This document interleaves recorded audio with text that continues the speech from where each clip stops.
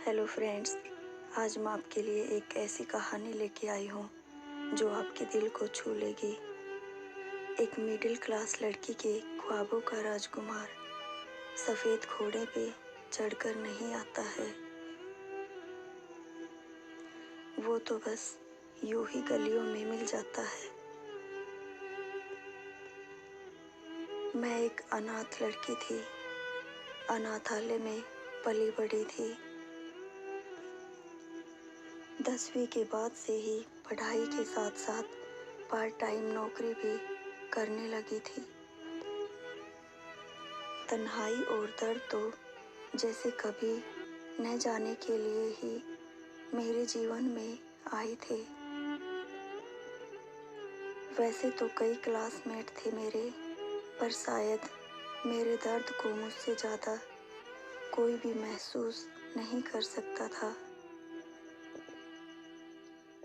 जिस लड़की की न माँ हो, न बाप हो, न कोई बहन और न कोई भाई, उसके लिए ज़िंदगी एक सजा से कम नहीं होती। न तो रोने के लिए कोई कंधा, न परेशानी हल करने के लिए किसी का साथ, उलझ कर रह गई थी। मैं अपनी बेकार सी ज़िंदगी में न तो मुझे किसी से प्यार मिला था और न मुझे किसी का इंतज़ार था। लेकिन वक्त को कुछ और ही मंजूर था। मैं 18 साल की हो चुकी थी। आगे की पढ़ाई करने मुझे दूसरे शहर में जाना था और साथ ही मैं पार्ट टाइम जॉब भी करने लगी। सप्ताह के 6 दिन क्लासेज और ऑफिस में बीत जाते थे और संडे थोड़ा आराम करके ख़त्म हो जाता था। खुद के लिए तो समय ही नहीं मिलता था मुझे। कुछ पैसे सेविंग्स में चले जाते थे और बाकी के पैसे ज़रूरत के सामान खरीदने और कमरे का किराया देने में ख़त्म हो जाते थे। तभी एक दिन ज़िंदगी ने एक नई मोड़ ली। मेरे घर के बगल में रहने एक नया पड़ोसी आया।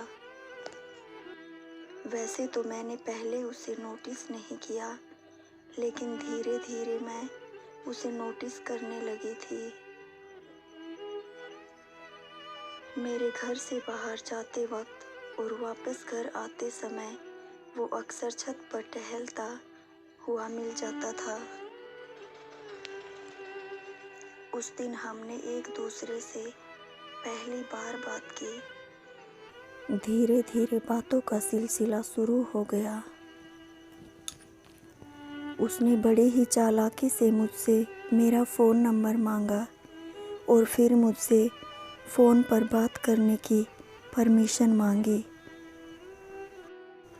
अब हम दोनों अक्सर रात भर बातें करने लगे।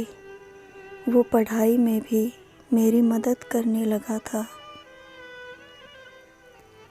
जब मैंने पहली बार उसे आई लव यू कहा तो उसका चेहरा देखने लायक था। शायद वह नर्वस भी था और खुश भी। उसने मुझे महंगे महंगे गिफ्ट लाकर दिए। हमने प्यार में साथ साथ जीने मरने की कस्में खाई। मैं बहुत खुश थी। मेरी तन्हाई को दूर करने वाला और मेरा ख्याल रखने वाला कोई मुझे मिल गया था। मैं सपनों की दुनिया में रहने लगी और अपने आने वाले सुनहरे कल के सपने बुनने लगी थी।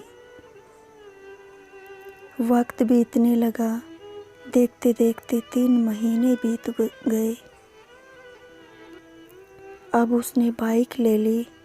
हम दोनों बाइक पर घूमने जाने लगे थे। पर कहते हैं ना, प्यार अंधा होता है। उसके प्यार में मैं अंधी हो गई थी। मैंने उसे पहली बार किस किया। मैं बहुत खुश हुई। एक दिन वो मुझे बाइक में बैठाकर शहर से दूर ले गया। वो मुझे ज़बरदस्ती एक होटल में ले गया और फिर उस दिन कुछ ऐसा हुआ जिसने मेरा प्यार पर से भरोसा ही ख़त्म हो गया और यह भी बता दिया कि एक माँ अपनी बेटी को इस दुनिया में जीने के लिए जो बातें सिखाती है वो बातें कितनी ज़रूरी होती है। उसने मुझे मेरे माँ बाप की कमी बहुत महसूस हुई। उस बेवफा लड़के ने मेरा बलात्कार किया और फिर मुझे अपने दोस्तों के सामने परोस दिया। कुछ घंटों ने मेरा जीवन बर्बाद कर दिया। उन सब ने अपने हवस की प्यास बुझाई और मैं बेबस बनकर सब कुछ सहती रही। मेरा सब कुछ लुट चुका था और अब मुझे जीने की कोई इच्छा नहीं रही थी। वो मुझे बाइक में बैठाकर वापस घर की ओर बढ़ चला। मुझे समझ में ये नहीं आ रहा था कि अब मैं क्या करूं। जब बाइक पुल के ऊपर से गुजर रही थी तभी मुझे ख्याल आया कि क्यों न मैं नदी में कूद जाऊं। नदी वैसे भी पानी से लबालब भरी हुई थी। शायद मौत मुझे बुला रही थी और मैं भी मौत के आगोश के सामने को बेताब थी। मैंने उसे बाइक थोड़ा धीरे चलाने को कहा और बाइक के धीमे होते ही नदी में कूद गई। शायद मुझे अंधा प्रेम नहीं करना चाहिए था और मुझ में इतनी ताकत होनी चाहिए थी कि मैं उन दरिंदों से खुद की इज्जत बचा पाती।